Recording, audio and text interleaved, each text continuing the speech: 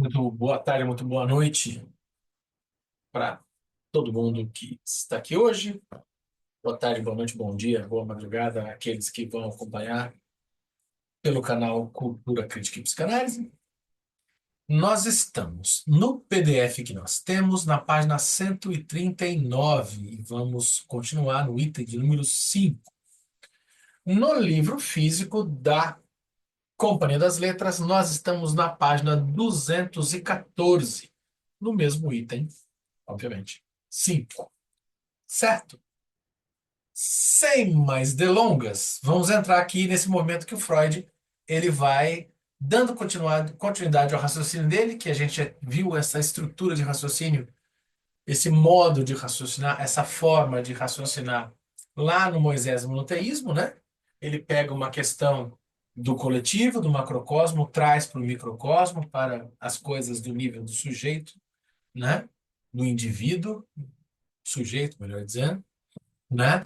E aqui ele continua nesse movimento para entender as neuroses infantis à luz dessa dimensão do totem no tabu. Ele começa falando mais da proibição do incesto e depois essa dimensão do totem, como se explica e de que maneira o culto a esse pai primordial tem a ver e passa pela dimensão do incesto. Por que que essas coisas funcionam juntas, né?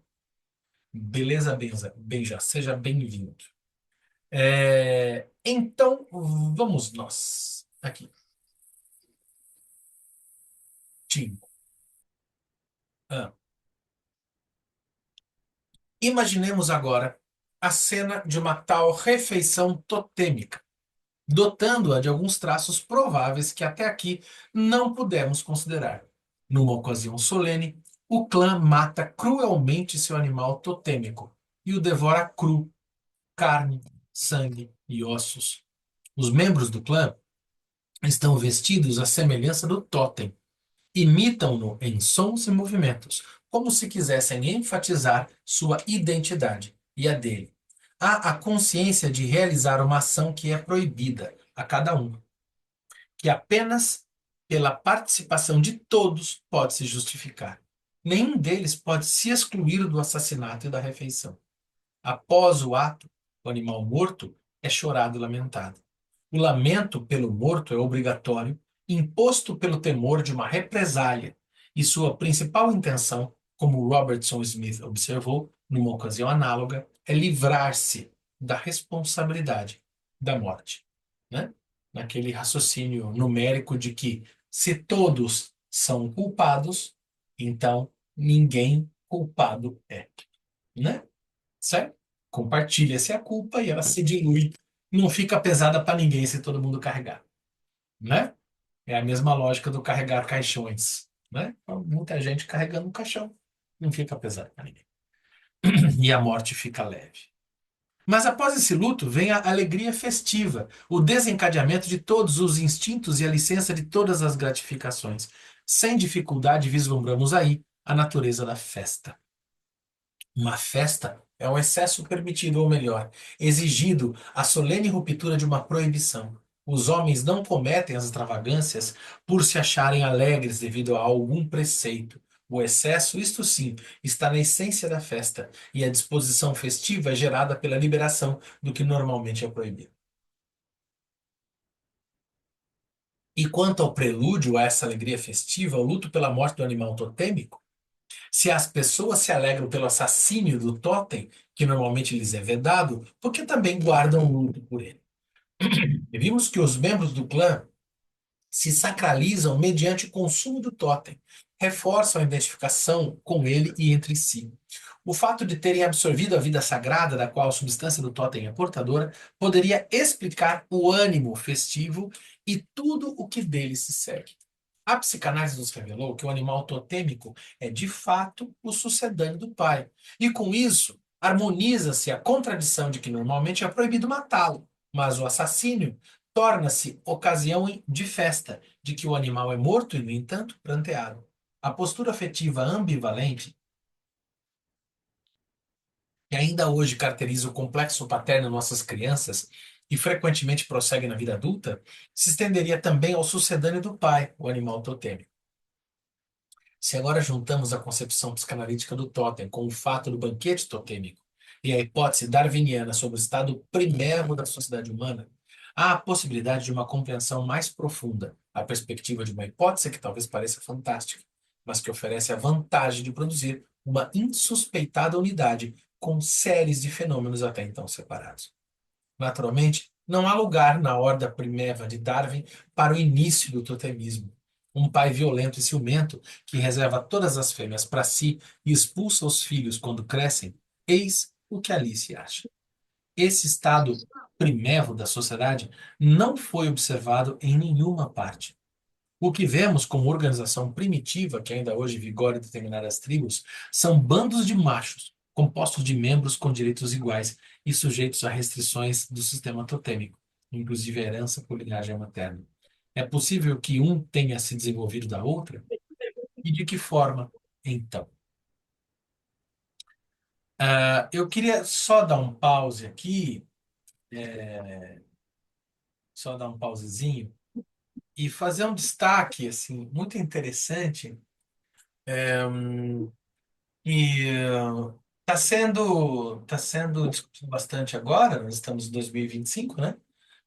Nós estamos em abril, né? Quase maio de 2025, e está se discutindo bastante agora a questão dos legendários, né? Essa coisa de homens em grupo, reunidos, né?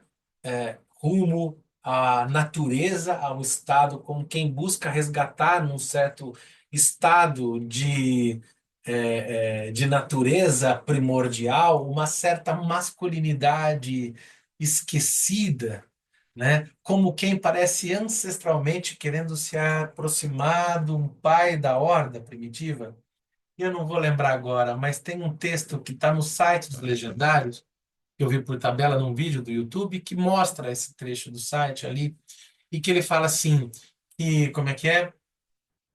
Que nós somos homens inquebrantáveis e apenas nos tornamos quebrantáveis diante de Deus. E no caso deles, eles colocam como Cristo mesmo, como Jesus.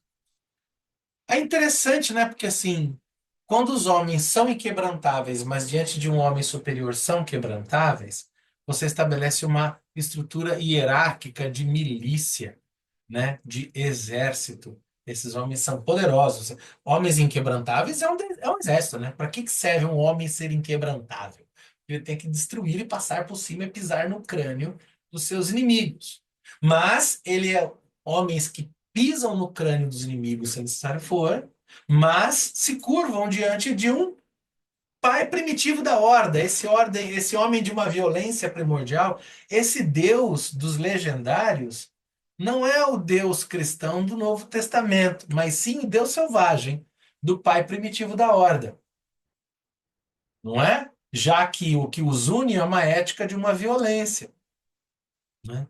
E gostaria de destacar que é muito paradoxal falar que o legendário número um é Cristo, uma vez que eu gostaria de lembrar que Cristo foi morto por legendários romanos, né? Para quem é cristão e fala que muitos virão ainda no Apocalipse, né, se vestir de Cristo para anunciar o fim, acho que os legendários precisam repensar. Porque é interessante como parece que tem essa coisa de um resgate, de uma suposta masculinidade primordial, perdida, que virá responder à nossa crise masculina, né? Porque nós, machos do século XXI, estamos em crise, porque afinal aquela suposta virilidade suprema não nos serve de nada, uma vez que nós somos republicanos. E daí deixamos de ser machos poderosos para ser machos frágeis, para ser machos cados, né? E aí o que fazer com essa masculinidade decadente, né? É preciso criar uma outra que não seja inquebrantável, mas que seja flexível, que seja compósita, que possa dialogar, que possa brincar. É, pois é. Eu acho que esse texto do Freud é bem contemporâneo. Não é? Tava pensando aqui. Se a gente pensar nos legendários à luz do Totem e Tabu, credo, que delícia. Não é? Hashtag fica a dica. Hum? Viagens à parte, mas assim, é pra gente pensar que mais relação a gente pode fazer e tal, né? Mas fica aí pra gente. Continuemos. Vamos ver onde o tio Freud quer chegar. Recorrendo à cerimônia da refeição totêmica, podemos dar uma resposta.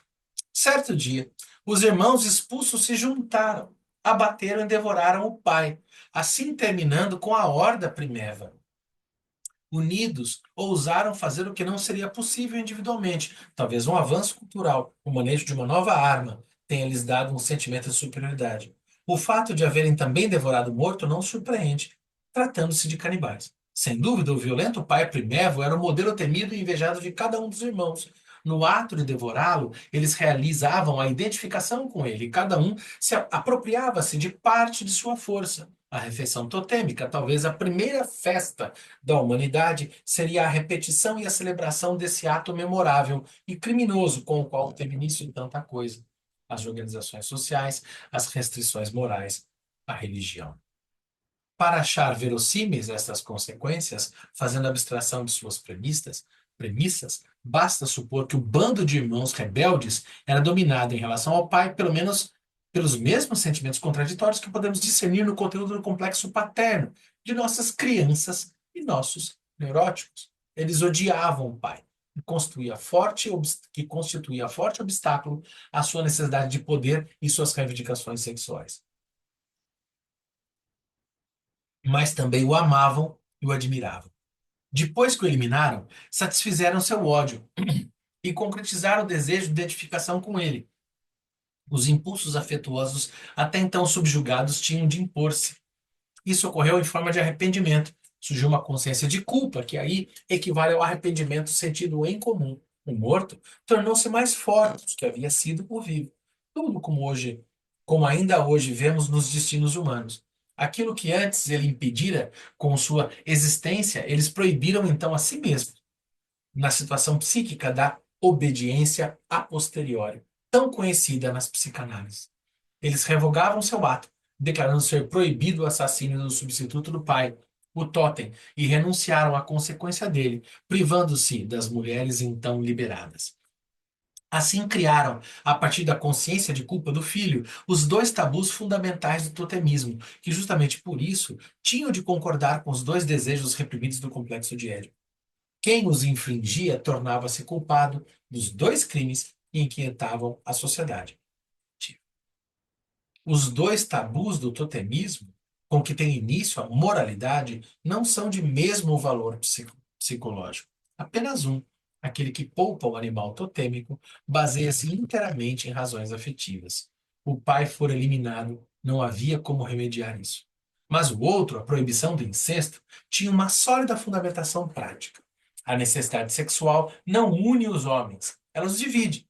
Os irmãos haviam se aliado para vencer o pai, mas eram rivais uns dos outros no tocante às mulheres. Cada um desejaria, como o pai, tê-las todas para si, e na luta de todos contra todos, a nova organização sucumbiria. Nenhum era então mais forte que os outros, de modo a poder assumir o papel do pai. Assim, os irmãos não tiveram alternativa, querendo viver juntos, senão, talvez após superarem graves incidentes, instituir a proibição do incesto, com que renunciavam simultaneamente as mulheres que desejavam, pelas quais haviam, antes de tudo, eliminado o pai. Assim, salvaram a organização que os havia fortalecido e que pode ter se baseado nos sentimentos e atividades homossexuais que teriam surgido entre eles no tempo da expulsão. Talvez tenha sido também essa situação que compôs o germe das instituições do direito materno, percebidas por Bachofen, até serem substituído pela ordenação patriarcal da sociedade. Já o outro tabu, que protege a vida do animal totêmico, liga-se à reivindicação do totemismo, de ser considerado o primeiro ensaio de uma religião. Se a sensibilidade dos filhos, o animal pareceu o substituto óbvio e natural do pai, o tratamento que se viram obrigados a lhe dispensar exprimia mais que a necessidade de exteriorizar seu arrependimento. Com o sucedâneo do pai, pôde-se fazer a tentativa de mitigar o vivo sentimento de culpa, de obter uma espécie de reconciliação com o pai. O sistema totêmico foi, digamos, um contrato com o pai, em que este concedia tudo o que a fantasia da criança podia dele esperar: proteção, cuidado, indulgência, em troca do compromisso de honrar sua vida, ou seja, não repetir contra ele o ato que havia destruído o pai real. Havia também uma tentativa de justificação no totemismo. Se o pai nos tivesse tratado como o totem, nós jamais teríamos caído na tentação de matá-lo. Desse modo, o totemismo contribuiu para atenuar as coisas e fazer esquecer o acontecimento ao qual devia sua gênese. Nisso, criaram-se características que foram determinantes para a natureza da religião. A religião totêmica desenvolveu-se a partir da consciência de culpa dos filhos, como tentativa de acalmar esse sentimento e de apaziguar o pai ofendido, mediante a obediência a posteriori. Todas as religiões subsequentes mostraram-se como tentativas de solução do mesmo problema, que variam conforme o estágio cultural em que são empreendidas e os caminhos que tomam, mas são todas reações, partilhando uma só meta, ao mesmo tempo grande evento, com que teve início a cultura e que, desde então, não permitiu que a humanidade sossegasse. Um outro traço que a religião conservava fielmente já aparecia então no totemismo. A tensão da ambivalência era grande demais para ser contrabalançada por algum dispositivo ou as condições psicológicas, algum dispositivo ou as condições psicológicas não são favoráveis à resolução desses tipos de afetivo, desses opostos afetivos. Nota-se, de toda maneira, que a ambivalência intrínseca ao complexo paterno continua também no totemismo e nas religiões em geral. A religião do totem não apenas compreende as manifestações de arrependimento e as tentativas de conciliação, mas serve também à lembrança do triunfo sobre o pai. A satisfação por esse triunfo leva a instituir a festa de recordação, que é a refeição totêmica, na qual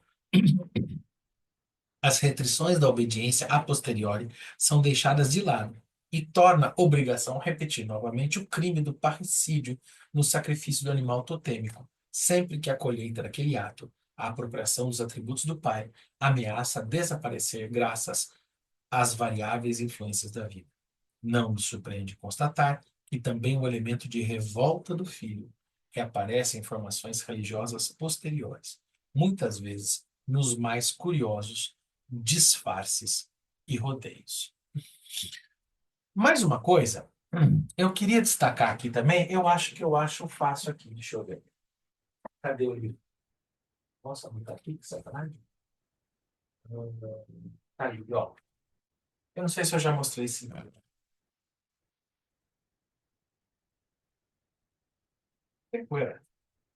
É, sobre essa questão do parricídio, entrando um pouco nessa dimensão da antropologia, e um pouco da dimensão do parricídio no mundo contemporâneo, para pensar essa dimensão, olha que paralelo bonito que a gente tem com a Suzanne von Richthofen, e, assim, para quem gosta de true crime também aí, dá para nadar de braçada nessa brincadeira, né?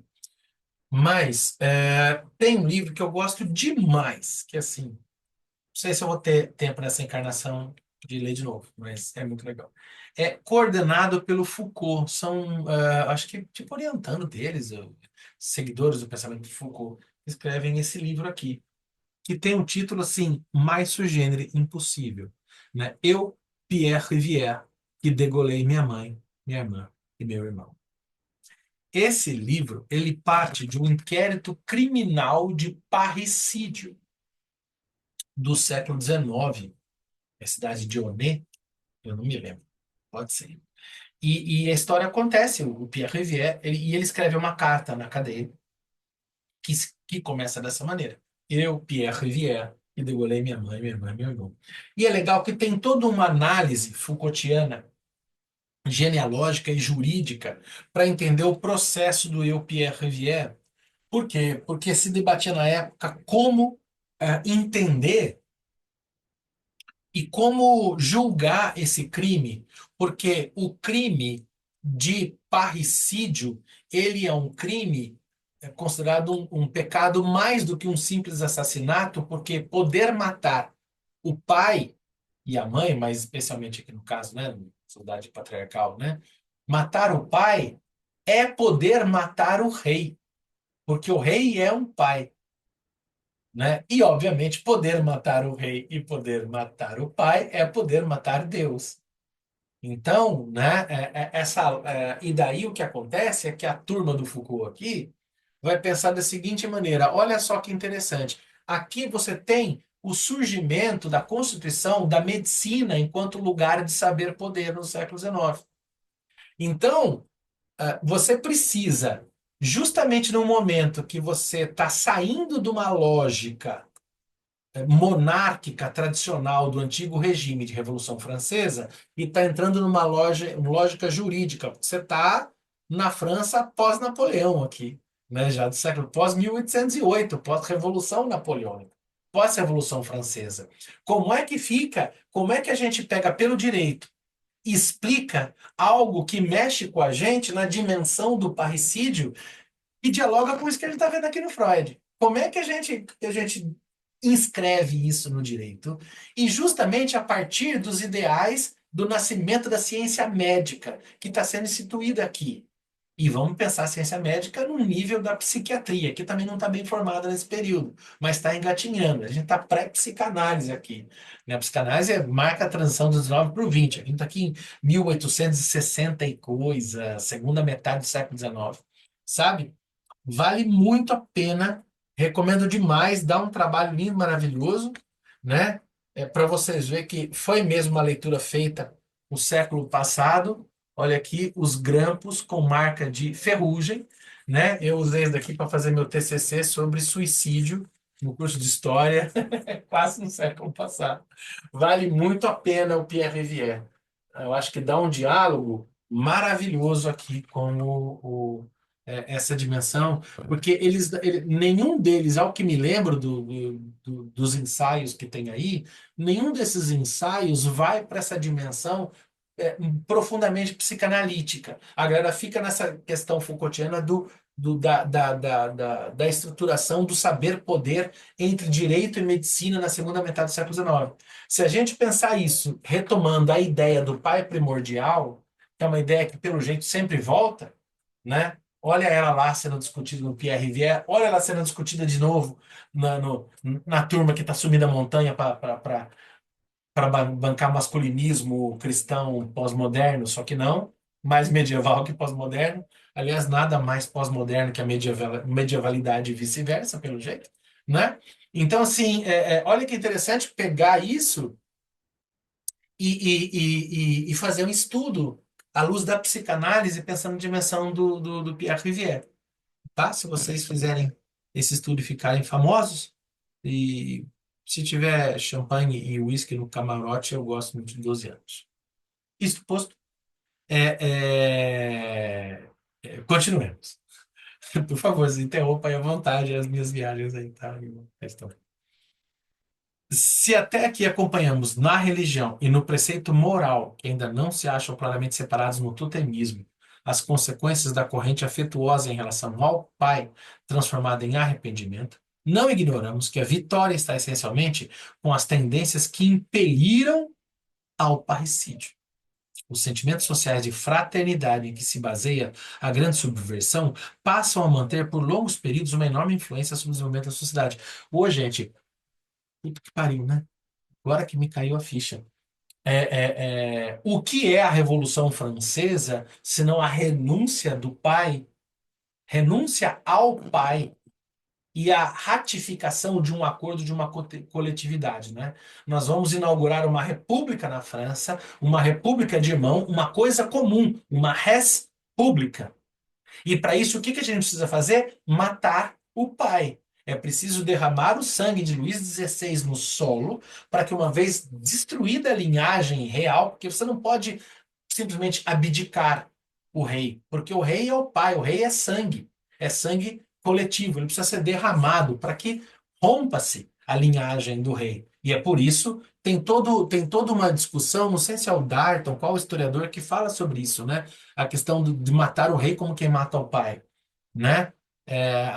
E olha que doido, justamente a Revolução Francesa, que se coloca como uma afirmação do contemporâneo, como algo distante da religiosidade e distante da fé e afirmadora da razão, porque afinal são iluministas, olha como esse iluminismo, muito mais do que gostaria, está marcado por um elan, por uma vibe religiosa que é inauguradora da religião, que é preciso matar o pai.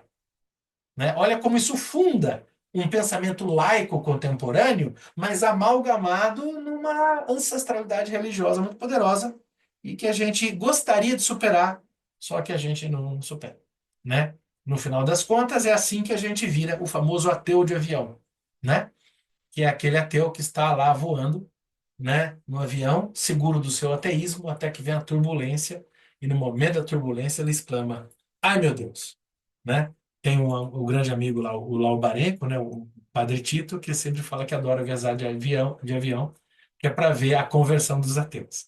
Né? Acho que é um pouco essa dimensão de como isso nos estrutura enquanto civilização. Né?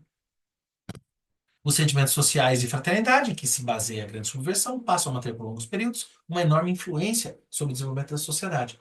Manifestam-se na sacralização do sangue comum, na ênfase da solidariedade de todas as vidas no mesmo plano. Solidariedade, hein? Pela palavra da Revolução Francesa, inclusive.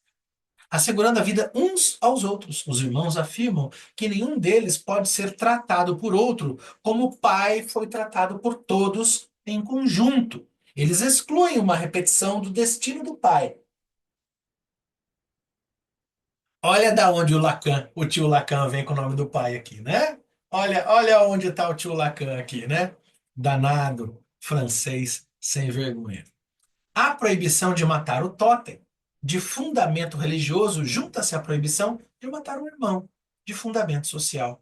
Ainda passará muito tempo até que o mandamento deixe de ser limitado aos membros do clã e adote a simples forma que diz: não matarás.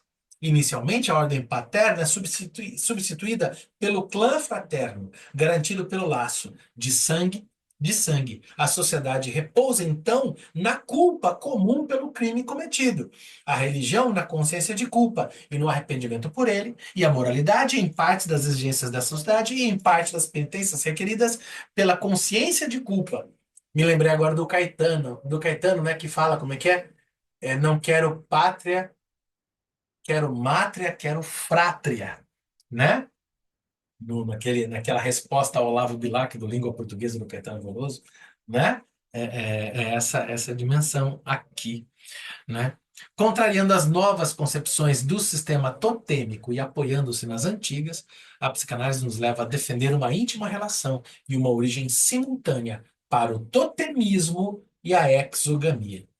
É legal que quando a gente lê Freud, tem algo extremamente poético, mas sempre tem uma sensação de um axioma, de um teorema matemático que vai sendo comprovado passo a passo, né? Toda vez que ele termina uma reflexão do Freud, dá vontade de escrever embaixo CQD, como queríamos demonstrar, né? Lembra que a gente demonstrava no ensino médio um teorema? A gente chegava no final CQD, né? Dá a impressão que ele põe um CQD aqui, né? Eu projeto aquilo, né? O CQD. 6. A influência de um bom número de fortes motivos me leva a não tentar descrever a evolução posterior das religiões, desde sua origem no totemismo até seu estado atual. Apenas seguirei duas linhas que vejo aflorar nitidamente na trama: o tema do sacrifício e a relação do filho com o pai. Robertson Smith nos mostrou que a antiga refeição totêmica retorna na forma original do sacrifício. O significado do ato é o mesmo, a sacralização pela participação na refeição comum. Permanece também a consciência de culpa, que pode ser aplacada apenas pela solidariedade de todos os participantes. A coisa nova é a divindade do clã, em cuja suposta presença é realizado o sacrifício, que toma parte na refeição como um membro do clã, e com a qual a identificação através do consumo da vítima. Como chega o Deus a essa situação em que originalmente não estava?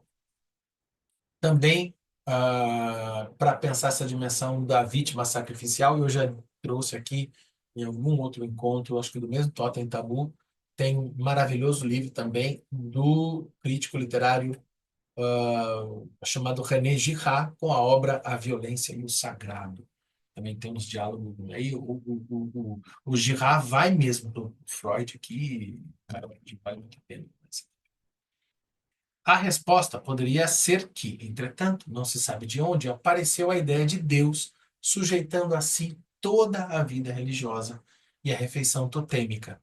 Como tudo mais que quisesse subsistir, teve que se integrar ao novo sistema. Mas o exame psicanalítico do indivíduo mostra com toda a ênfase que para cada pessoa o Deus é modelado no pai, que a relação pessoal com Deus depende de sua relação com o pai carnal, que oscila e se transforma com ela, e que Deus, no fundo, nada mais é que um pai elevado.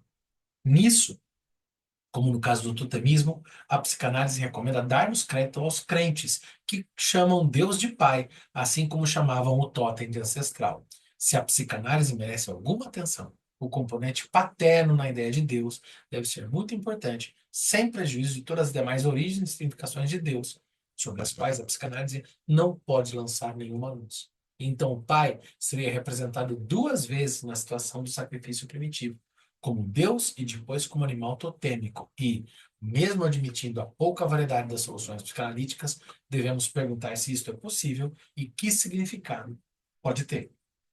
No cristianismo, vale lembrar que nós temos não apenas o Deus como Pai, como temos também o Deus como vítima sacrificial, é o sacrifício de Cristo, que não à toa é chamado de o Cordeiro de Deus, porque o Cordeiro é, por excelência, o animal a ser sacrificado, né? Interessante que, como do paganismo, o cristianismo pega o rito do cordeiro e some com o bode, né? O bode se torna a metáfora de Satanás, né? Mas são ambos símbolos pagãos, né? O bode é a festa que vem depois, né? O bode está vinculado à tragédia, do grego tragos oidea, o canto do bode, né? Mas aí é deixar para lá e pega essa ideia do cordeiro de sacrifício, né? Que é o cordeiro de Deus, que é Cristo, né? Você tem o pai, você tem o filho, que é a vítima sacrificial, né? Tá tudo aí. Sabemos que existem várias relações entre o Deus e o animal sagrado, totem vítima sacrificial. Um, a cada deus é consagrado habitualmente um animal, com frequência vários. Dois, em alguns sacrifícios particularmente sagrados, os místicos, justamente o animal consagrado ao deus lhe era sacrificado. Três, o deus costumava ser adorado na forma de um animal, ou visto de uma outra maneira. Os animais foram alvo de adoração divina muito depois da época do totemismo. Quatro, nos mitos, o Deus transforma-se frequentemente num animal, muitas vezes no que lhe é consagrado. Seria natural supor que o próprio Deus é o animal totêmico que se desenvolveu a partir deste num estágio posterior do sentimento religioso. Mas a consideração de que o totem nada mais é que um sucedâneo do Pai nos dispensa de toda a discussão anterior, de modo que ele pode ser a primeira forma do sucedâneo do Pai, e o Deus uma posterior, em que o Pai adquire uma configuração humana. Uma nova criação como esta, a partir da raiz de toda a formação religiosa, da ânsia pelo Pai, podia ocorrer se mudanças essenciais na relação com o Pai, talvez também com o animal, tivessem produzido no curso do tempo. Ele vai mostrar aqui nessa substituição, né, de animal para Deus, de Deus para Deus animal, de animal para animal humano, mostrando como você tem, se a gente quiser pensar, olha, de novo, aqui eu trazendo o tio Lacan, como é que dá essa substituição de um pelo outro, a gente pode pensar, né, na dimensão do Lacan, que nos mostra esses percursos da cadeia de significantes, né, deslizando e criando e recompondo uma coisa, se torna outra, que se torna outra ainda, e você precisa, né, de toda vez que você tem um afeto, ele precisa de uma representação, e você tem aí, né, você tem um bordado, né, de cadeias de significações, né? A renda de Bilro, né? Na Bíblia também tem a questão do o homem foi criado à imagem e semelhança de Deus, né? Então tem essa história. Começou com um animal totêmico, aí depois evoluiu para a imagem do homem, né? Ou seja, como se a gente precisasse dar uma imagem para Deus, né? Sim. Eu penso que assim, o certo é pensar que Deus criou o homem e daí Deus não existia. Porque quem existia era o homem. Aí veio o homem e criou Deus, né? É o mais certo. Você falou, mas é paradoxal. Então deve estar certo, Sim, né? é isso mesmo. Né? Se é paradoxal, é porque está certo. Eu começo a achar que quando a gente está na psicanálise, a cola é essa. Tem uma colinha? Tem. Nossa, mas isso é muito paradoxal. Então tá aí. Então o bichão tá aí. Se tá paradoxal, é aí que a porca coxa o rabo, como a gente diz aqui no interior, né? É aí, o bichão tá aí, cerca que tá aí, né? Acho que vamos avisar as religiões do mundo, Beija, que agora a gente sabe. Foi isso então. Para parar com essa discussão de ateu. Quem tá certo, os ateus ou os religiosos? Os dois. Que realmente foi Deus que criou o homem ou foi o homem que criou Deus? Os dois. É que teve uma ordem, né? Primeiro Deus você pode chamar de Big Bang, você põe o que você quiser, bóson de Higgs. Aí vem a ciência também, que é outra simbolização. Tá valendo. Chame aí o monossílabo. Ele pegou, né? Porque você tem que dar um nome, né? Se você não der nome, você não fala dele. Entramos lá pro tetagrama. Olha que bonito. Aí ele chegou, tava lá naquela solidão desgraçada dele, falou: Porra, eu não existo, eu preciso criar alguma coisa que existe. Por quê? Porque é o único ser que dá nome, né? Que é o homem. O homem é aquele que dá nome às coisas. E daí ele cria o homem. E o homem começou divinamente, que imagem e semelhança, a dar nome às coisas, pelo nome do Pai. As coisas têm nome. Mas daí faltava Deus. Porra, Deus te criou, faça-me o favor. Aí o homem foi lá e criou Deus. Mas Deus já existia, mas porra, é Deus, né? Então, quando o homem criou Deus, ele já existia, mas precisava ser criado. Olha lá. Quem disse que simples, não é? Pronto. Vamos agora a gente faz um corte, um canal de cortes, a gente faz um cortinho e sai avisando. Aviso geral a todas as religiões do mundo. Vocês estão um pouco certos, porque outra razão tem os ateus. E a gente manda para os ateus também. Vocês estão um pouco certos. É que tem o outro lado. E assim por diante, né? O problema está na linguagem e a solução também, né? Tais mudanças podem ser facilmente notadas, mesmo deixando de lado o começo de um afastamento psíquico em relação ao animal e a desagregação do totemismo pela domesticação. Que genial isso, hein? Nossa, o velho é foda mesmo. Tais mudanças podem ser facilmente notadas, mesmo deixando de lado o começo de um afastamento psíquico em relação ao animal e a desagregação do totemismo. Claro, uma vez que você vai domesticando o animal, ele perde essa condição selvagem. Então, essa dimensão, poxa, fica difícil colocá-lo como totem.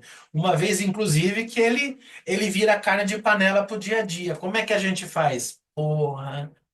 Então, vamos fazer o seguinte: vamos criar Deus enquanto homem e dá mais certo. Então, vamos, né? Olha lá, tá vendo? Que simples.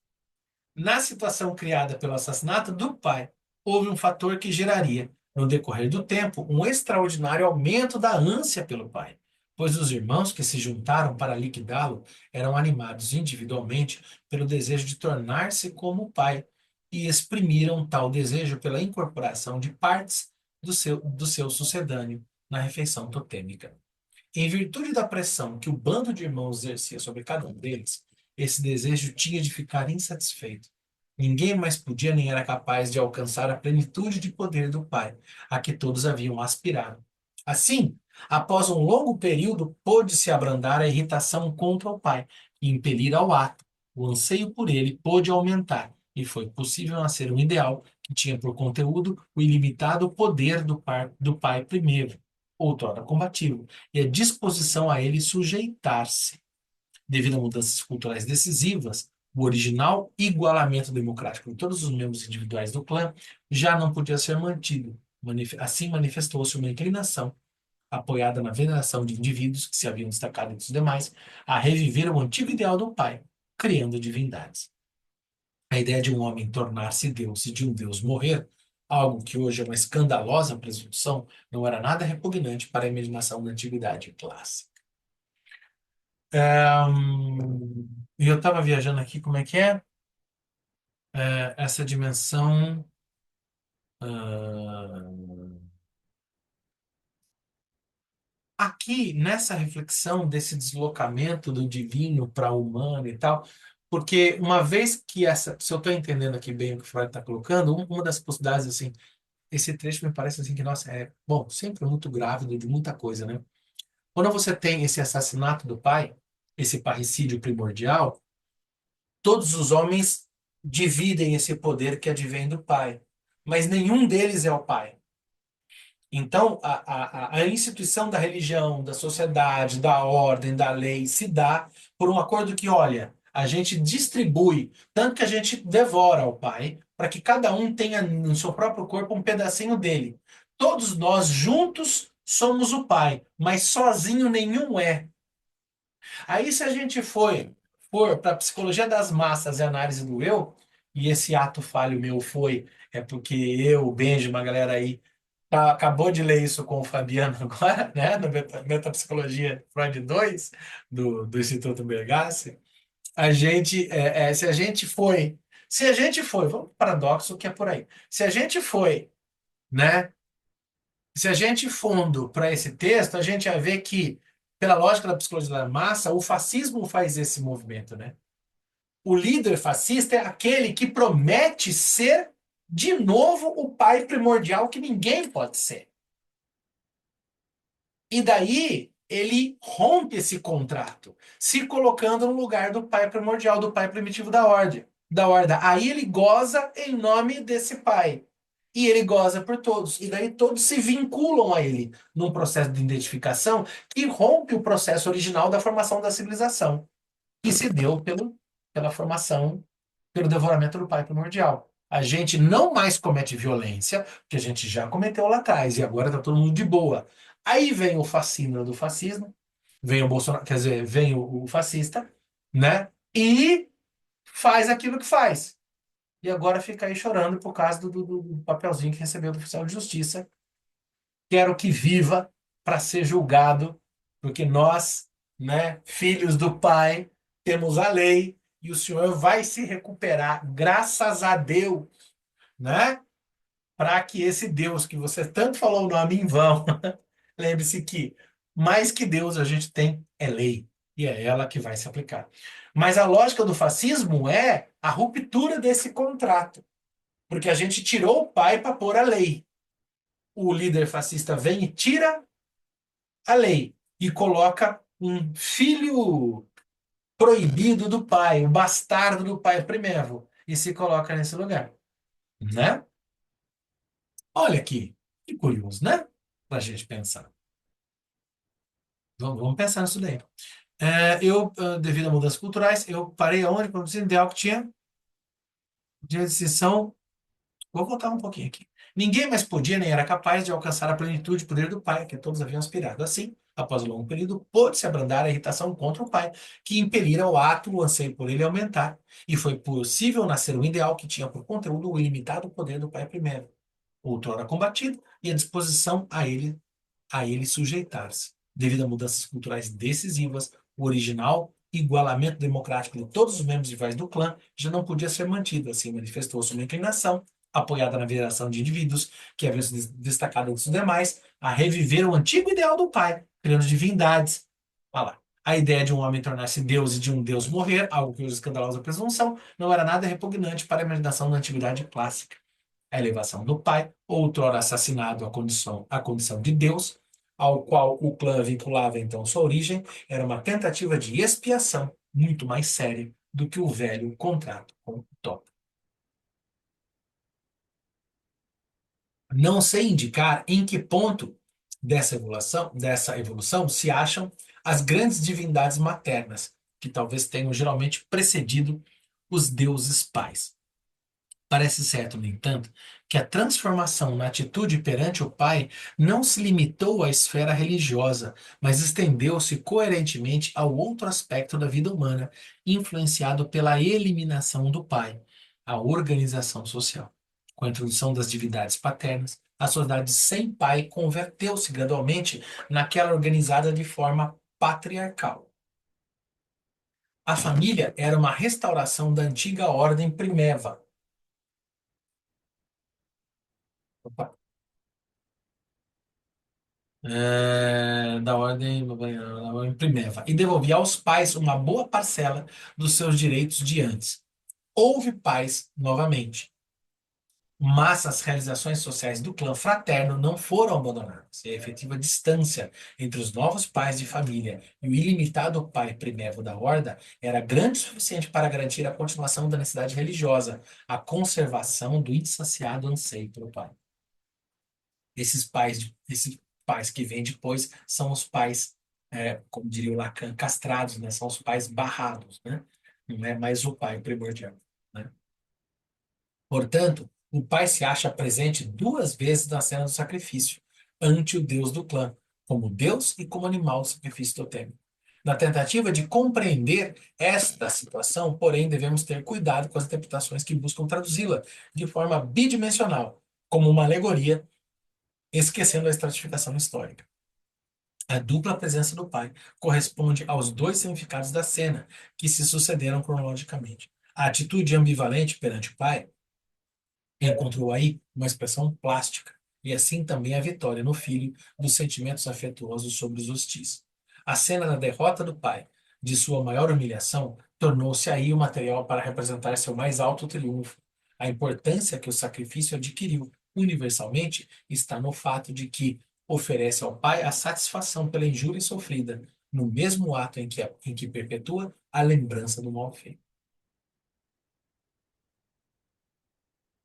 Na época seguinte, o animal perde sua natureza sagrada e o sacrifício perde seu vínculo com a cerimônia totêmica. Torna-se uma simples oferenda à divindade, uma abnegação em favor do Deus. O próprio Deus é erguido tão acima dos homens que apenas pela mediação do sacerdote se pode lidar com ele. Ao mesmo tempo, reis divinos surgem na ordenação social, transpondo o sistema patriarcal para o Estado. É preciso dizer que a vingança do pai deposto e novamente entronizado é implacável. O domínio da autoridade está no apogeu. Os filhos submetidos aproveitaram a nova situação para aliviar mais ainda sua consciência de culpa. O sacrifício, tal como é então, acha-se inteiramente fora de sua responsabilidade. O próprio Deus o exigiu e prescreveu. São dessa fase os mitos em que o próprio Deus mata o animal que lhe é consagrado, e que é ele mesmo, afinal. Eis a negação extrema do grande delito com que teve início a sociedade, e a consciência de culpa. Não há como ignorar um outro significado dessa última representação do sacrifício. Ele exprime a satisfação por se haver abandonado o anterior sucedâneo paterno em favor da mais elevada concepção de Deus. A superficial tradução alegórica da cena coincide aproximadamente com sua interpretação psicanalítica. Representa-se o Deus a superar a parte animal de seu ser. Seria equivocado acreditar, porém, que nesse período de renovada autoridade paterna, estejam completamente silenciados os impulsos hostis que são próprios do complexo paterno. Pelo contrário, nas primeiras fases de domínio dos dois novos sucedâneos do pai, os deuses e os reis, encontramos as mais enérgicas expressões da ambivalência característica da religião. Em sua grande obra The Golden Bough, Fraser registrou a hipótese de que os primeiros reis das tribos latinas eram forasteiros que faziam o papel de uma divindade e nesse papel eram cerimoniosamente executados numa festa. O sacrifício, ou numa variante, o auto-sacrifício anual de um deus, parece ter sido um elemento essencial das religiões semitas. As cerimônias de sacrifício humano, nos lugares mais diversos do mundo habitado, deixam muito pouca dúvida de que as vítimas eram eliminadas como representantes da divindade e também em épocas mais recentes, pode-se ver esse ritual de sacrifício na substituição de um ser humano vivo por uma imitação inanimada, um boneco. O sacrifício teantrópico, que aqui não posso, infelizmente, tratar de maneira detida com o sacrifício animal, lança uma intensa luz retrospectiva sobre o significado das mais antigas formas de sacrifício. Revela, com franqueza dificilmente superável, que o objeto do sacrifício sempre foi o mesmo, esse que é venerado como Deus, isto é, o Pai. O problema da relação entre sacrifício humano e animal tem agora uma solução simples. O sacrifício animal original era já um substituto para o sacrifício humano, para o assassinato cerimonioso do pai. E quando o sucedâneo do pai readquiriu sua forma humana, o sacrifício animal pôde reconverter-se em sacrifício humano. Assim, a lembrança do primeiro grande ato sacrificial resultou ser indestrutível, apesar de todos os esforços para esquecê-la. E justamente quanto mais se buscou distância dos motivos que levaram a ele, era inevitável surgir sua repetição inadulterada na forma do sacrifício de Deus. Não preciso assinalar os desenvolvimentos do pensamento religioso que, como racionalizações, tornaram possível esse retorno. Robertson Smith, que está longe de relacionar o sacrifício àquele grande evento da pré-história humana, como fazemos, diz que as cerimônias das festas em que os antigos semitas celebravam a morte de um deus eram interpretados como commemoration of a mythical tragedy. Essa comemoração é uma tragédia mística, em que os lamentos não tinham o caráter de participação espontânea, trazendo em si algo de forçado, de imposto pelo medo da ira divina. Acreditamos que essa interpretação estava correta e que os sentimentos dos celebrantes foram bem explicados pela situação subjacente. Essa dimensão da violência da morte de Deus e da tragédia da morte de Deus, por exemplo, está aí o Dioniso, né? Pai do teatro, pai do vinho, né? Do ritual das bacantes, né? Que tem lá do... Quem que é o Eurípides, né? Que escreve, né? Bacai, né? As bacantes, né? Que é essa dimensão cerimonial, né? Isso está na raiz aí. Bom, e acho que nem precisaria tanta especificidade quanto Freud coloca, nos mesmos rituais de sacrifícios humanos, né? Essa dimensão de humanos serem animais, animais seres humanos. Pensa nos astecas, né? Todos os astecas, quando nos seus rituais de sacrifício, estão todos vestidos de divindades que são ao mesmo tempo humanos e são animais, né? Quando você tem lá no Montezuma a chegada do Hernán Cortés, e Montezuma atribui a chegada do Quetzalcoatl, o deus da serpente emplumada, né? O Hernán Cortés, ao mesmo tempo, é homem e é divindade, e vem pelo mar todo emplumado como um bom espanhol, né? Viria a serpente emplumada, né? Ou seja, essa correspondência entre animais e seres humanos. Bom, tá aí o tio Eduardo Viveiros de Castro que não nos deixa mentir, né? Parece que é bastante fácil de supor essa correspondência entre de um e outro, né? Tá certo aqui. Agora, tomemos como fato que tomemos como fato que também no desenvolvimento posterior das religiões jamais desaparecem os dois fatores impulsionadores, a consciência de culpa do filho e sua rebelião. Toda a tentativa de solução do problema religioso, de conciliação dos dois poderes psíquicos conflitantes, vem a ser inútil, provavelmente sob a influência combinada de eventos históricos, transformações culturais e mudanças psíquicas internas. Aparece cada vez mais nitidamente o empenho do filho em tomar o lugar do Deus Pai. Com a introdução da agricultura, aumenta a importância do filho na família patriarcal. Ele se permite novas manifestações de sua libido incestuosa, que encontra satisfação simbólica no cultivo da mãe terra. Nascem figuras divinas como Atis, Adonis e Tamos, espíritos da vegetação e divindades juvenis, ao mesmo tempo que gozam dos favores de divindades maternas e, apesar do pai, praticam o incesto com a mãe. mas a consciência de culpa, que não é mitigada por essas criações, expressa-se nos mitos que dão a esses jovens amantes das divindades maternas uma vida breve e um castigo, por castração ou pela cólera do Deus Pai em forma animal. Adonis é morto pelo javali, o animal sagrado de Afrodite. Atis, o amado de Cibele, morre devido à castração. O pranto por esses deuses e a alegria pela sua ressurreição passaram para o ritual de outro Deus Filho, que estava destinado a um sucesso duradouro.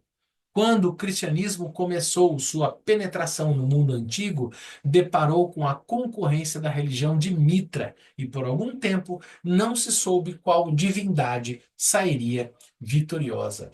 Para pensar também essa questão de ritos agrários e incestos e tal,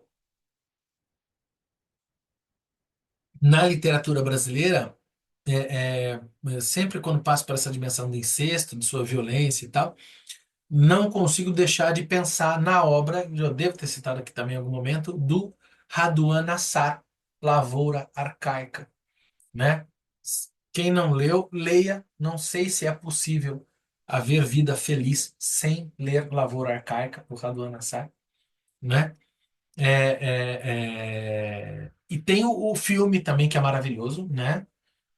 Com aquela atriz lá, só que Polidori lá, tá sensacional o filme tá muito bom. É com o Selton ou com o Danton, um dos dois da família Mello aí faz o papel do protagonista lá.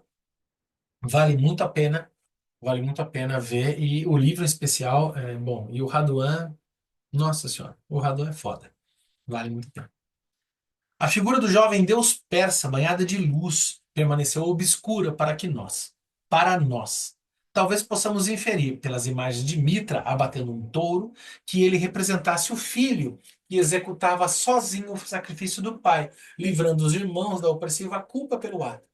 Havia outro caminho para mitigar este sentimento de culpa, e ele foi trilhado primeiramente por Cristo. Ele sacrificou sua própria vida e assim livrou o bando de irmãos do pecado original, né? O Cristo, ele sendo Deus, ele mesmo se sacrifica. Vamos trazer Durkheim aqui, né? Segundo Durkheim, na classificação da obra, o suicídio seria um suicídio heróico, né? Aquele que se sacrifica por todos. Ele mesmo é o cordeiro de si, né? Ele mesmo faz o ritual antropofágico, né? E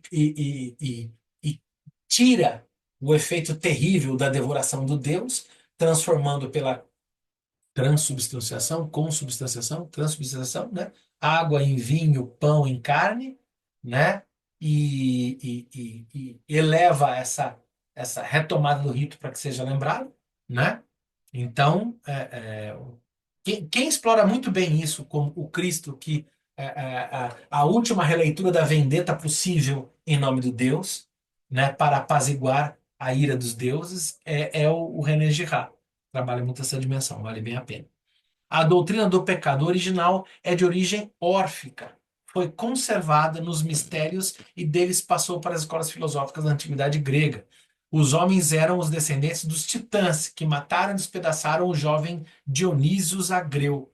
O peso desse crime os oprimia. Um fragmento de Anaximandro diz que a unidade do mundo foi destruída por um crime primordial e que tudo que dali veio tem de suportar o castigo por isso. Se o ato dos titãs nos lembra bastante pelas características de amotinamento, assassinato e dilaceramento, o sacrifício totêmico descrito por São Nilo, como tantos outros mitos da antiguidade, a morte do próprio Orfeu, por exemplo, há uma variante que nos perturba, o fato de um Deus jovem ser a vítima do assassinato. No mito cristão, o pecado original do homem é certamente um pecado contra Deus Pai. Se Cristo salva os homens do peso do pecado original, sacrificando sua própria vida, ele nos compele a inferir que esse pecado foi um assassinato. Ele se mata para livrar a gente de matar o Deus, mas ao mesmo tempo ele nos coloca na condição de algozes dele mesmo, né? E daí que a galera vai lá na igreja e fala, né, meia culpa é a máxima culpa, uma vez que nós, né, carregamos a culpa da morte de Cristo e nos colocamos no lugar e tal, tal, tal, tal, tal, né? Tanto é que tem a história de Judas, né? Que o Judas ele tem uma dupla função, né? Porque ele é um traidor, mas ao mesmo tempo ele tinha que cumprir aquela missão. Sim, ele precisa ser o traidor porque Cristo precisa de um traidor, né? Tem até um poeta aqui de Piracicaba, o Ézio Pesato, que escreve um livro chamado O Evangelho segundo Judas Iscariotes. Se não me engano, ele escreve em oitava rima, em poema, inclusive, em rimas camonianas. É interessante. O Ézio, poetão. Interessante essa questão Tem toda uma coisa de Judas, né? Todo um preconceito contra Judas, né? E Judas tem realmente um papel fundamental, né? Alguém precisava fazer a função. Judas é, antes de mais nada, uma função, né? É o Sim, código, né? O código Judas. aham, sim. Para que a história acontecesse, né, e ele cumprisse a missão na Terra e subindo aos céus, redimindo todos os pecados, ia ter que ter o Judas para entregar ele para os judeus, né? Entregar ele para os judeus. É, Para os judeus e para os romanos, né? sim, sim. E daí essa mítica do Judas vai ser recuperada no século XIX, que é uma das bases do século XIX do pensamento antissemita. Terrivelmente, né? A literatura do século XIX está recheada disso, né? Tem um mito literário chamado Judas Ahasvero, que seria o Judas que teria sido amaldiçoado. Depois de condenar Cristo à morte, ele recebe o selo de Deus na testa. E daí isso também se confunde com a mitologia do próprio vampirismo, tem um monte de coisa. Mas essa coisa dele ser condenado a vagar pela terra com sua imortalidade, sempre expurgando seu pecado. Então Judas não morre. Judas continuaria vivo, né? Tem a ideia do suicídio de Judas, que é um pecado, né? Mortal e tal. Mas tem essa dimensão do Judas continuar vivo para eternamente expurgar seus pecados. Se não me engano, Castro Alves tem um poema chamado Arrasveros. E, se não me engano, Charles Baudelaire, na obra As Flores do Mal, tem também, né, uma obra chamada Rasveros, e o poeta Teófilo Dias tem uma obra chamada Comédia dos Deuses, que é a tradução em verso para o romance do Edgar Quinet em prosa, né, chamado do Quinet é a Rasveros e do Teófilo Dias é a Comédia dos Deuses, né? Então tem toda essa ideia do mito judeu e que é lido como esse judeu maldito que continua pela terra dando continuidade ao pecado humano. E pode ser lido como algo muito belo e interessante, no sentido que esse Ahasverus somos todos nós que continuamos pela terra pecadores. Mas óbvio que tem toda uma leitura antissemita e que depois se associa a pensamentos antissemitas do século XIX, enfim, essas coisas circulam, né, de maneira tanto reacionária quanto progressista, à luz depende da leitura que se faz, né? Ahn, vamos mais um pouquinho, encerra essa página e vamos lá.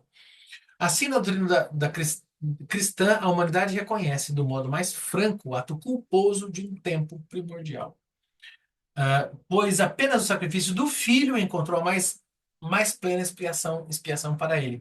A reconciliação com o pai é tanto mais sólida porque, simultaneamente a esse sacrifício, ocorre a total renúncia às mulheres, pelas quais tinha havido a rebelião contra o pai. Mas também a fatalidade psicológica da ambivalência reclama aí seus direitos. No mesmo ato com que oferece ao pai a maior expiação possível, o filho também alcança o objetivo de seus desejos contrários ao pai. Torna-se ele próprio Deus, ao lado mais precisamente no lugar do pai. A religião do filho substitui a religião do pai. Como sinal dessa substituição, é reavivada a antiga refeição totêmica, na forma de comunhão em que os irmãos provam a carne e o sangue do filho, não mais do pai, dessa maneira, se santificando e se identificando com ele. Nossa visão acompanhou através dos tempos a identidade da refeição totêmica com o sacrifício animal, com o sacrifício humano teantrópico e com a Eucaristia, percebendo em todas essas cerimônias o efeito do crime que tanto pesou sobre os homens e do qual, ao mesmo tempo, eles tanto puderam se orgulhar. No fundo, a comunhão cristã é uma nova eliminação do Pai, uma repetição do ato a ser expiado. Notamos como é justificada a afirmação de Fraser, segundo a qual the Christian communion has absorbed within itself, lá, e tem aqui a tradução, né? A comunhão cristã absorveu um sacramento que é, sem dúvida, muito mais velho que o cristianismo. Olha o tio Freud aí, judeu de tradição, entrando no cristianismo, dando seus 20 centavos, bem mais que 20 centavos, né? E é E, interessante, né, Fábio, que isso que ele está falando, isso é muito certo, porque antigamente a religião judia, os judeus, né, eles tinham Deus como sendo, vamos dizer, a figura totêmica, vamos dizer, aquela figura máxima que todos iriam adorar, né? E depois com essa passagem para o cristianismo, passa a ser Jesus, né? né? Tu pode ver, o cristão, ele não adora Deus, é muito difícil. É sempre Cristo, né?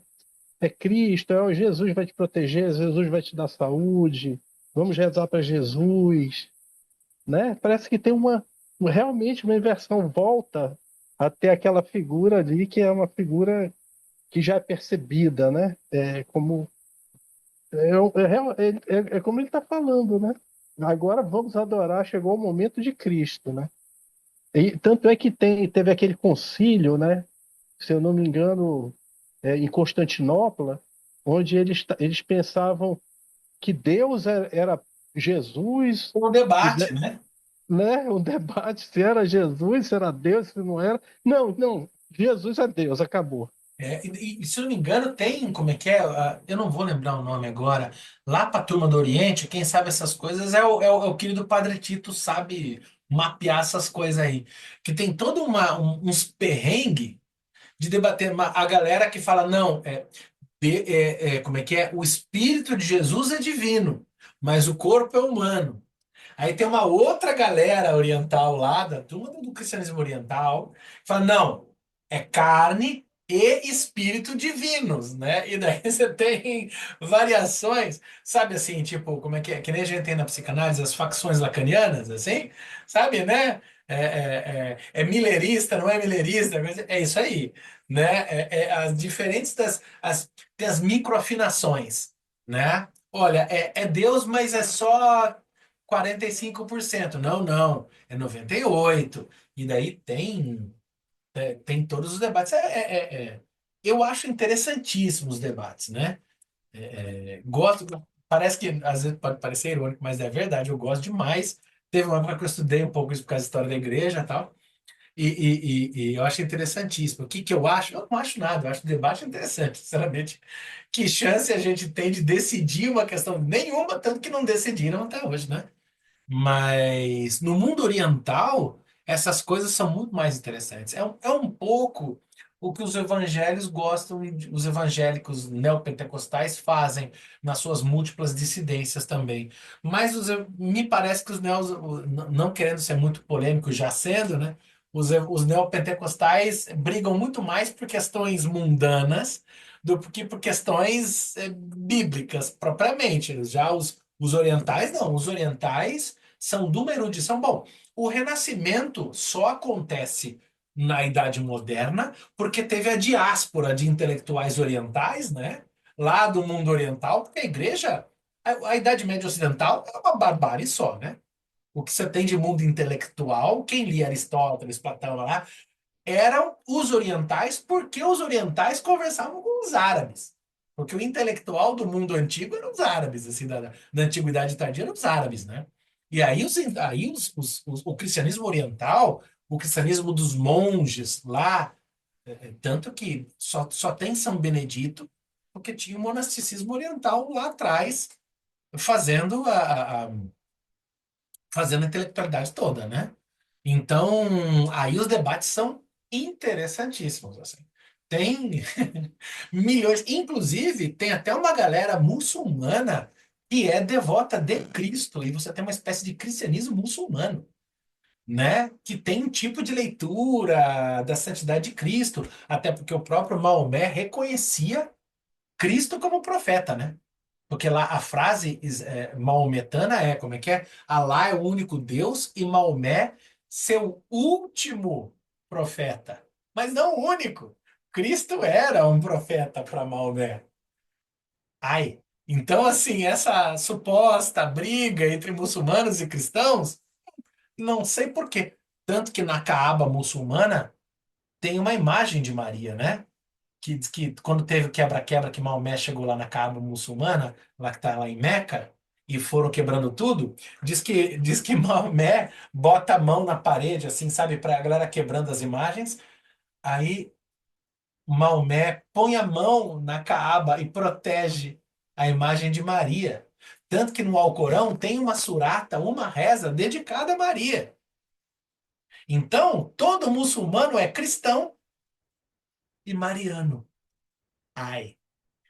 Eu, como tô de fora e adoro, eu gosto, desculpa, gente, eu gosto é da briga. Eu acho, assim, a briga teórica, tá? Por favor, parem de guerra, gente. Vamos ficar na teoria que é uma delícia. A briga teórica é encantadora e geram lindos poemas. Como eu torço pela beleza, eu acho que o debate é fundamental. Mas, cara, tem, tem. E o Freud corajosamente vai aqui e fala, ó, cristandade. E lembrando que o Freud é de tradição hebraica, né? Então, uau. Aqui nos comentários que o Rafa, deixa eu ver aqui como é que é. Existe também um texto espírita lá que fala a respeito dele não ter dimensão do que aconteceria. Para ele, entregar o Cristo seria colocá-lo em relevância. Ah, tá falando do Judas, né? E Jesus resistir à prisão. Ele queria apressar os acontecimentos da libertação, que ele achava ser política, quando era mental, espiritual. Ele vê que a coisa não se deu dessa forma, tenta devolver as moedas, e aquela recusa deixa ele com o peso da culpa. Ah, que legal. Mas aí que tá o barato da coisa, né? Então, assim, ele precisa tentar devolver as moedas para sentir culpa. Só que quando ele faz isso, ele reitera o sentimento de culpa, que é a base do cristianismo.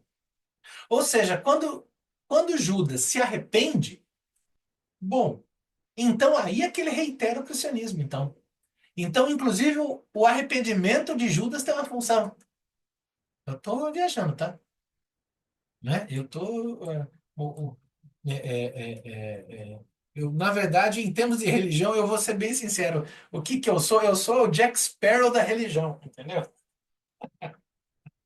Eu fico com essa coisa da gente poder deambular e poder pensar de modo bastante promíscuo as religiões. Eu gosto da promiscuidade religiosa. Eu acho que, inclusive, essa coisa de ter um Deus só, gente, é meio chato. Vamos ter vários, né? Mas fica com Deus. Tá, mas qual? Isso me dá angústia quando alguém fala, fica com Deus. Tá, gente, mas escolhe um hoje. Pode ser? Ou manda um 5 aí, né? Eu acho que pode ser. Certo? Né? Fica aí a sugestão, né, gente? Vamos para o politeísmo difuso. Pode ser mais interessante, né? E é interessante isso, Fábio, que tu está falando, porque eu tenho um pouco de conhecimento também sobre o taoísmo, né, que é chinês, é muito interessante. E como eles veem essa questão do yin e yang, né, dessa coisa etérea, Deus é um vazio. Uhum. Deus é você chegar num ponto onde só existe luz e toda sabedoria que engendra a vida, né? Então, isso daí é um contraponto para a matéria, né? Sim, com Então, certeza. eu acho que para quem está mais preso na matéria é difícil aceitar um Deus que não tem matéria, né? Um Deus que é só luz e sabedoria, né? Mas e é muito interessante isso, porque parece que Deus ele tem um pouco desse quê, dessa sabedoria oriental, né? Jesus, ele traz um pouco disso, tanto é que ele é morto, né? Pelaquela religião que era muito materialista e política, né? Uhum. E parece que isso daí vem se repetindo, né? Hoje em dia ainda é essa luta, né? Contra essa, vamos dizer, o que chamam de religião, e na realidade é muito mais ma- apego à matéria do que o que ele pregava, né? Eu Sem acho que ele, dúvida. eu acho que ele tem essa coisa também. Eu não sei por quê, mas eu acho que Jesus ele bebeu em outras fontes. Ele foi buscar coisa lá do Oriente, foi buscar Tem, coisa tem uma galera. Bom, o dos essênios, essas coisas que falam, né? cristianismo é oriental, né? Sim, falar as coisas proibidas. Vamos falar as coisas proibidas, né? O cristianismo, ele é palestino. A região é a Palestina, né? A gente viu agora no Moisés monoteísmo quão oriental, quão egípcio, quão beduíno é a constituição nessa genealogia que ele faz no Moisés monoteísmo, como essa constituição de Deus se dá por um compartilhamento promíscuo, né, de retorno do recalcado, de religiões que vai, que voltam, tá, tá. Bom, e daí o Cristo, esse personagem Cristo, se considerando ele, como eu gosto de pensar, segundo o historiador lá, o Islam, né, que é um zelota, né, pensando Cristo como um zelota, como um intelectual, quanta orientalidade ele não tá grávido ali, já que ele está embrenhado nisso. E se a gente for entender que daí depois a construção da Bíblia como um documento, que o próprio nome Bíblia é plural, não é um livro só, é um monte. E como isso vai passar por inúmeras tradições, por inúmeras tradições, traduções e traições, para deslocar a cadeia do significante, segundo tio Lacan, então a gente ficar nessa coisa de uma unicidade de pensamento, danou-se, né? E o Rafa falou que precisa sair, mas ele fala aqui antes, né? Você vê que a própria Bíblia, Jesus fala que Deus é espírito e que Deus é amor, né? Olha lá. Pessoal, sai e assistirei o restante gravado. Fiquem com Deus. Escolhe um. Risos. Tá bom. Beleza, então. Hoje eu vou ficar então com Dioniso, porque sexta-feira sugere Dioniso, né? É trágico, mas é também cômico. Não podemos esquecer, né? E eu acho assim que eu praticamente gosto de pensar para gente na psicanálise que essa abertura para a religiosidade é muito fundamental para a gente estar aberto para ouvir mesmo o paciente, né? O paciente ele vai chegar com a sua religiosidade, né? Daí acho que até que mobilizou o nosso debate tudo aqui, né? Não se trata de fazer do nosso grupamento aqui um libelo contra a religião e nem tampouco colocar a psicanálise como uma prática que é religiosa, mas no sentido mesmo de colocar da gente pensar, olha, o ser humano é um ser de cultura. A psicanálise trabalha com a cultura. E as pessoas vêm com sua cultura religiosa. A gente precisa lidar com elas. E é interessante também, né, Fábio, que a gente encontrar Deus depois dessa crítica tão grande que o Freud faz a tudo que está aí, acaba sendo uma coisa difícil, né? Porque né, o que que seria Deus? Ele fala, cara, toma cuidado, porque senão o Deus que tu está transformando é simplesmente um objeto para te atingir tuas necessidades narcisistas, né? Né? Não, não é? Olha, tem um Deus que é interessante também, que é o Deus do Nietzsche. Porque quando Nietzsche fala Deus está morto, ai gente, mas não estava mesmo, não era Cristo? É uma primeira questão aí, né? Ah, Nietzsche matou Deus. Não, Nietzsche não matou. Ele falou está morto. Não é? Né? E tem um outro jeito do Deus nietzschiano que eu gosto, que é aquela coisa do que ele fala, não acredito, só acredito num Deus que não saiba dançar. Não, como é que é? Só, não, só acredito num Deus que saiba dançar, né? Então, um Deus que dança, um Deus, né? É preciso cultivar, como é que é? O Deus em si o caos em si para dar à luz uma estrela bailarina, né?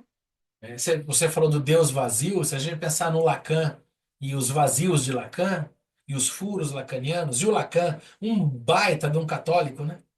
O Lacan é um baita de um católico, né? Então, assim, é legal não perder de vista essa manifestação cultural, né? E talvez tem gente que venha a entender, ah, você está diminuindo Deus ao colocá-lo como manifestação cultural. Porra, acho que não, né? Manifestação cultural é tudo que a gente tem, né? Antes da cultura não tem a gente, né? Então, e aí, né? É até onde a gente pode ir mesmo, né? Sim, até porque a gente tem, eu vejo que a gente tem que enxergar ali próximo da gente, porque às vezes procura Deus num lugar que às vezes ele não existe esse lugar onde ele está, porque ele está aqui, né? Eu tô olhando para ti, tô sentindo carinho, tô sentindo uma coisa boa, né? Isso é uma manifestação divina, não é? De uma certa forma, não tem isso. É, a gente poder. Eu acho que Jesus pregava um pouco isso, de ter essa humildade, de ter esse afeto, de ter essa simplicidade, né? Precisa ser, né? Tem outro Deus possível também, que eu não vou lembrar o nome da música, no disco, eu acho que é a última música, se não me engano, do álbum Oblesque Blond, do Titãs, que eu acho que é um dos álbuns mais interessantes do Titãs, que eu acho que o Arnaldo Antunes está mais potente na poesia e tal. Ele fala assim, Deus está no meio da sala, o diabo sai dançando, e é uma dança de Deus e diabo, né? E o refrão é o que há de errado com o meu coração, né? Nessa ambivalência, né? De Deus e diabo, né? Eu acho que também, né? É bastante válido, né? Quem falou aqui? Francisca Bitu, fiquem com Deus Pai. Olha lá, ela já colocou o Deus Pai. Legal. Não, interessante. Tem vários deuses aí. Deus Pai é um Deus válido, né? Sabe, quando tu colocaste também, eu fiquei pensando no Papa Francisco, né? Hum, Da história do é, Psicologia das Massas e Análise do Eu, né? O Papa Francisco ele tem essa representação de Deus, né, também. Inclusive o Conclave, não sei se tu já assiste o Conclave. acabei não assistindo inteiro. Pô, cara, muito legal. E É bom, né? eu estava vendo um padre que agora vai ter o conclave, né, novamente. Ele falou que, claro, aquilo é uma ficção, mas eles acreditam que ele diz que não tem tantas conversas como no filme, não é aquelas tantas discussões e tal. Mas ele diz que no conclave os cardeais e a igreja acredita que eles estão sendo verdadeiramente movimentados, cada um pelo Espírito Santo de Deus. Quero acreditar que sim, não. E que aquela escolha que vai ser feita vai ser, através do aparelho humano, uma escolha do Espírito Santo, Quero acreditar que sim. né? É, Então é muito interessante como tem essa mística em torno de um Papa. sim, Que o Papa representa, né? Como ele consegue catalisar isso que ele está falando, essa coisa de representar a expiação dos nossos pecados, o grande Pai, aquela pessoa que é pura, né? sim.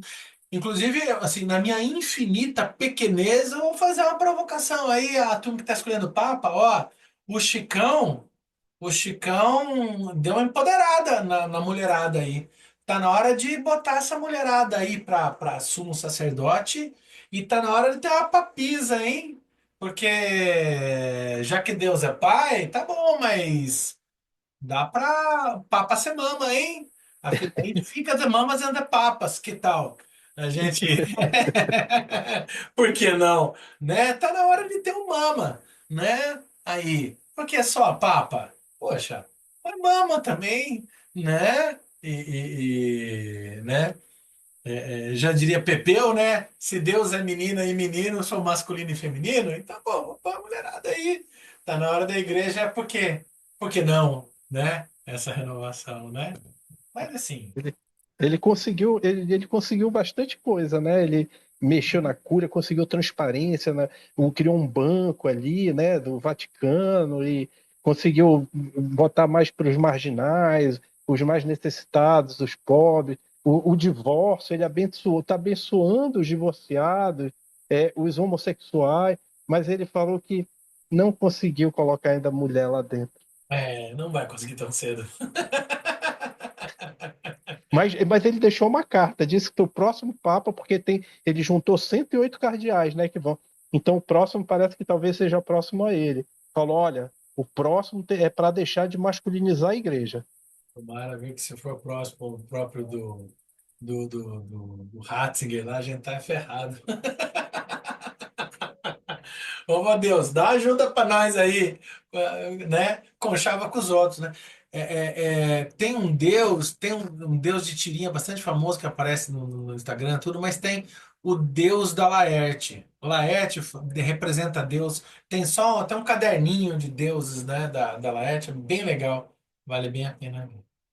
Queridas, queridos, brigadíssimo, vamos nessa. Benja, valeu demais. Valeu, Maria Augusta, Marcelo, Kelly, a galera que já se foi.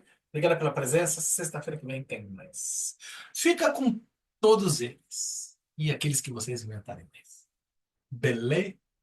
Ah, paramos na página PDF na 152 e no impresso na 235.